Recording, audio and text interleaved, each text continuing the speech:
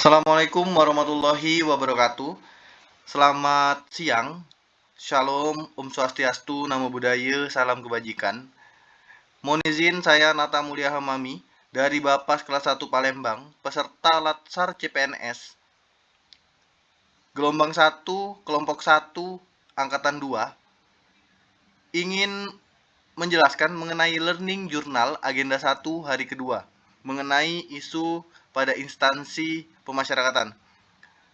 Isu yang saya ambil yaitu mengenai petugas pemasyarakatan terlibat dalam pengendalian narkoba. Deskripsi isu pada isu ini, di mana penyebaran narkoba dari tahun ke tahun masih menjadi hal yang bersifat urgensi di Indonesia. Hal ini terbukti dari data yang dirilis oleh BNN dan BRIN.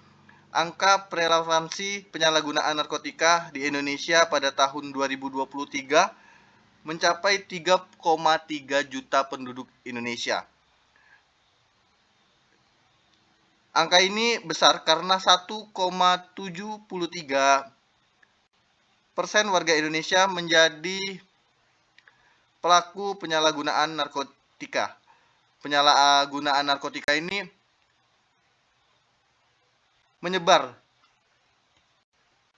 ke banyak aspek, mulai ke anak, buruh, pegawai swasta, TNI Polri, hingga aparatur sipil negara seperti halnya pemasyarakatan,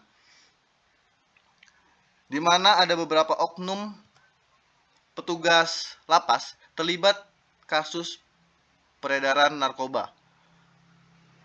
Yang terakhir pada tahun 2024, Januari 2024, di oknum petugas lapas Jambi terlibat kasus peredaran narkoba sebanyak 52 kg sabu. Hal ini menjadikan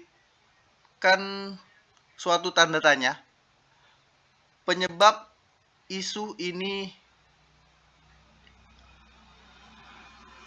berkembang. Saya menganalisis penyebab isu ini menggunakan fishbone diagram, di mana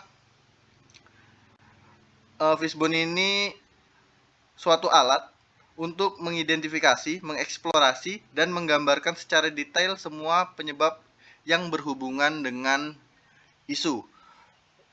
Isu pada hari ini yaitu petugas yang terlibat narkoba, di mana penyebab-penyebabnya yaitu satu, manpower atau sumber daya manusia, lingkungan, materi, dan regulasi. Pada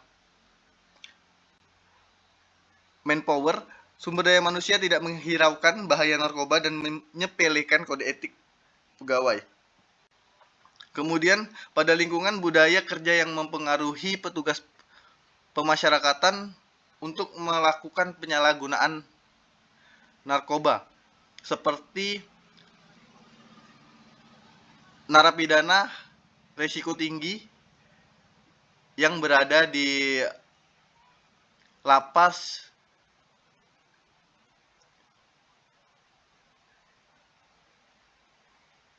kemudian materi, di mana petugas pemasyarakatan ingin mendapatkan uang dengan cara yang mudah, cepat, dan menghasilkan banyak materi.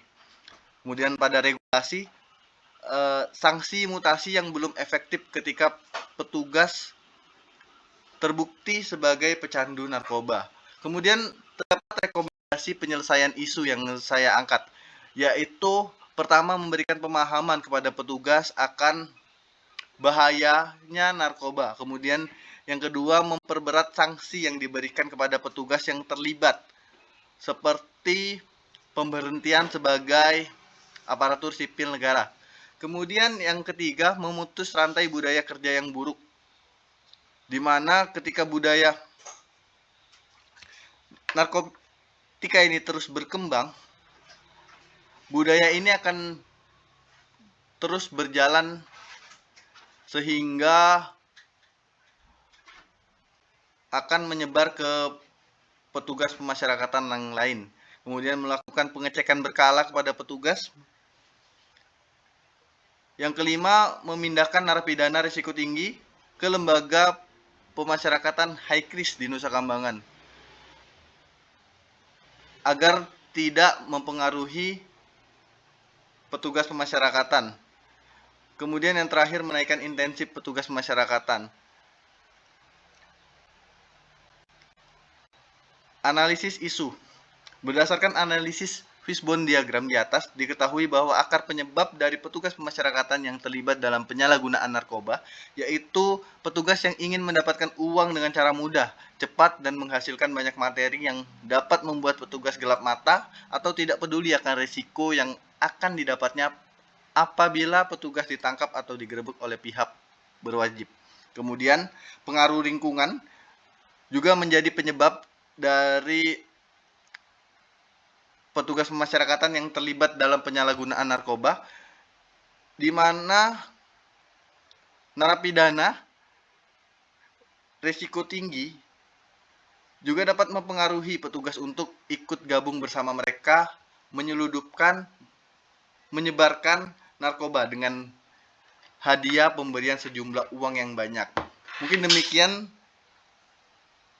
learning journal yang saya jelaskan. Saya akhiri. Wassalamualaikum warahmatullahi wabarakatuh. Selamat siang. Om Santi Santi Santi Om. Salam kebajikan.